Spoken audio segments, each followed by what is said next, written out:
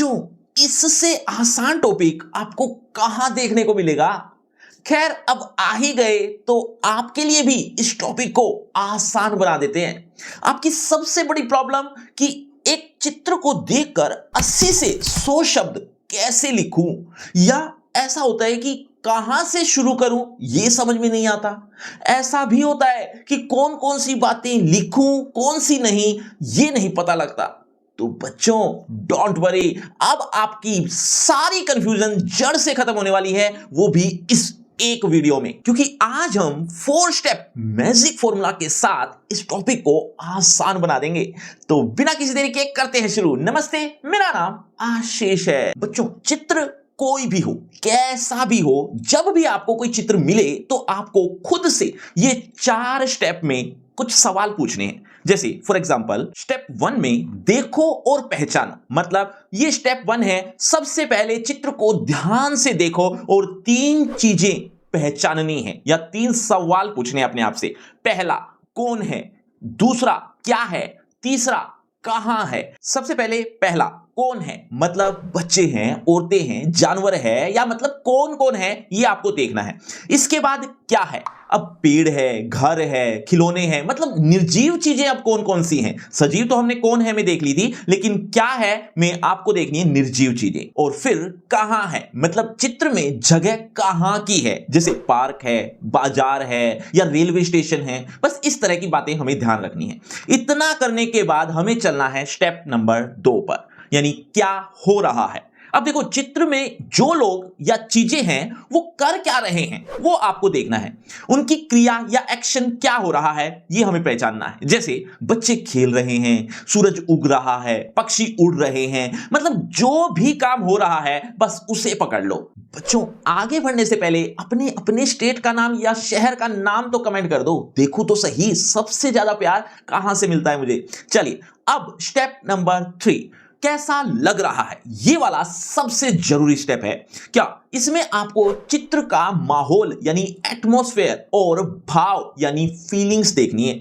अब उसको कैसे समझेंगे? जैसे फॉर एग्जांपल, क्या सब खुश दिख रहे हैं, क्या माहौल शांत है या भीड़ वाला है, इस तरह के माहौल को पहचानना है। या रंग कैसे हैं, चमकीले हैं या भड़कीले हैं या फीके हैं, इस तरह के रंग आपको देखने, इससे भी काफी कुछ पता चल जाता है। ये सब चीजें अगर आप पकड़ लेते हो तो इससे आपके दृश्य लेखन में जान आ जाएगी। अब स्टेप नंबर 4, देखो, सोचो और लिखो। ये आखिरी स्टेप है, ध्यान से देखना। अब तक जो भी पॉइंट्स आपने सोचे हैं, जितना भी स्टेप नंबर 3 तक, उसे जोड़कर एक कहानी बनानी है। और कहानी के साथ साथ आप ये देखो कि इस चित्र से संदेश क्या मिल सकता है, तो वो आपको पहचानना है। जैसे पर्यावरण बचाओ या मिलजुल कर रहना चाहिए, इस तरह के संदेश आपको चित्र में देखने को मिल सकते हैं। तो इस बात का थोड़ा सा ध्यान रखना कि ये संदेश आपको अपने चित्र लेखन में जरूर लिख कर आना है। और हाँ, एक अच्छा सा शीर्षक भी। अब शीर्षक क्या होता है? शीर्षक का मतलब टाइटल। अब ऐसे तो मैं आपको कितना भी समझाता रहूं, जब तक आप मुझसे 1-2 उदाहरण नहीं समझ लेते तब तक आपको समझ में आएगा ही नहीं। देखो, चलो एक उदाहरण के साथ प्रैक्टिस करते हैं। मान लो ये चित्र आपके एग्जाम में आया है। सबसे पहले स्टेप नंबर 1, कौन, क्या और कहां, ये देखना है। अब इसमें कौन में यात्री हैं, एक कुली है, चाय वाला है, बच्चे भी हैं। क्या में निर्जीव चीजें देखनी है, जैसे ट्रेन है, सामान है, घड़ी है, बेंच भी है। और कहां में तो वैसे ही साफ स्पष्ट है कि ये एक रेलवे स्टेशन का प्लेटफॉर्म है। इतना होने के बाद आपको स्टेप नंबर 2 पर चलना है, यानी एक्शन क्या हो रहा है। देखो, ये भी साफ दिख रहा है कि ट्रेन प्लेटफॉर्म पर खड़ी है, यात्री ट्रेन में चढ़ और उतर रहे हैं, एक कुली सिर पर सामान उठाकर ले जा रहा है, एक चाय वाला चाय बेच रहा है। और इन सब के अलावा एक चीज आप कमेंट करके बता दो क्या हो रहा है। चलिए, अब ये सब नोट होने के बाद हम चलेंगे स्टेप नंबर 3 की तरफ। कैसा लग रहा है, यानी माहौल में भीड़ भाड़ है और चहल पहल है। सब लोग जल्दी में दिख रहे हैं, जैसा कि आप देख ही रहे हैं। घड़ी में समय दिख रहा है जो भाग दौड़ को दर्शा रहा है। लास्ट में हम स्टेप नंबर 4 देखेंगे कि क्या, कि हमें यहां एक संदेश और टाइटल लिखना है। साथ में कहानी को जोड़ना है। देखो, टाइटल यानी शीर्षक तो स्पष्ट है कि ये एक रेलवे स्टेशन का दृश्य है। इसका संदेश हो सकता है कि यह दृश्य हमें शहरी जीवन की भागदौड़ और यात्रा के महत्व को दिखाता है और स्टेशन एक ऐसी जगह है जहां लोग मिलते भी हैं, बिछड़ते भी हैं। इस तरह का आप संदेश लिख सकते हैं। आगे देखते हैं। अब ये चारों स्टेप देखने के बाद इन सब को मिलाकर एक पैराग्राफ लिखना है। बस आपका चित्र लेखन तैयार। देखो, जैसे इस तरह से आपका यहां शीर्षक आ जाएगा, रेलवे स्टेशन का दृश्य हो गया। अब इसके बाद आप शुरू कर दो। यह चित्र एक रेलवे स्टेशन के प्लेटफॉर्म का है जहां बहुत भीड़ भाड़ और चहल पहल का माहौल है। प्लेटफॉर्म पर एक ट्रेन खड़ी है जिसमें से कुछ यात्री उतर रहे हैं और कुछ चढ़ने की जल्दी में हैं। एक कुली अपने सिर पर भारी सामान उठाकर ले जा रहा है जो उसकी मेहनत को दर्शाता है। वहीं दूसरी ओर एक चाय वाला चाय चाय की आवाज लगाकर अपनी रोजी रोटी कमा रहा है।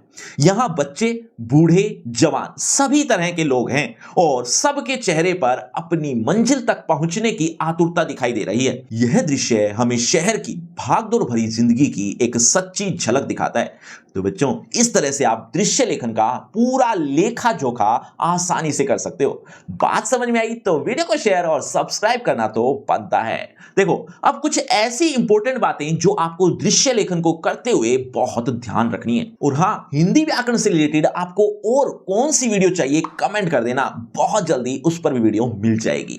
अब कुछ इंपॉर्टेंट बातें। नंबर 1, जब भी आप दृश्य लेखन करें हमेशा वर्तमान काल में ही करना, यानी प्रेजेंट टेंस में। अब कैसे? जैसे बच्चा खेल रहा है, ये तो सही है, लेकिन अगर ये लिखो कि बच्चा खेल रहा था, ये गलत आ जाएगा। मतलब इस तरह से पास्ट टेंस में नहीं लिखना आपको। नंबर 2, एक आकर्षक शीर्षक जिसको आप टाइटल भी कह सकते हो, ये जरूर देना। नंबर 3, दृश्य लेखन में बिल्कुल सरल और स्पष्ट भाषा का प्रयोग करना है क्योंकि मुश्किल शब्दों को लिखने की इसमें कोई जरूरत नहीं है। नंबर 4, सिर्फ चीजों की लिस्ट बनाकर ना छोड़ें बल्कि उसको वाक्यों में पिरोएं, इससे आपका संवाद अच्छा हो जाएगा। नंबर 5, शब्द सीमा का जरूर ध्यान रखना। जितना बोला गया है उतना ही लिखना। ज्यादा बड़ा करोगे आपका ही टाइम वेस्ट होगा और साथ ही ज्यादा बड़ा करने के चक्कर में बिना जरूरत की चीजें भी लिखी जा सकती हैं, तो वो बात ध्यान रखना। तो ये 5 ऐसे पॉइंट्स थे जो आपको थोड़ा ध्यान रखना है। बस और क्या, बस अब आपकी बारी है।